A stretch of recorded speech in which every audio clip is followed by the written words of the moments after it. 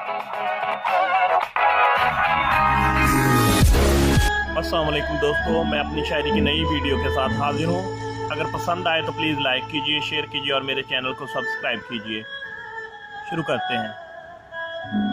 तन्हा मैं और दर्द की छागल कांधों पे, तन्हा मैं और दर्द की छागल कांधों पे, सोच की गठड़ी गम के बादल कांधों पे। मेरी पूरी बात सुनी ना आज भी जो, सर रख के वो सो गया पागल कांधों पे। उसकी सोनी आंखों को ना भर पाया, लाद के कितना लाया काजल कांधों पे। पाँव भी थे अपना रास्ता नाप रहे, आन पड़ी है इतनी मुश्किल कांधों पे, आन पड़ी है इतनी मुश्किल कांधों पे।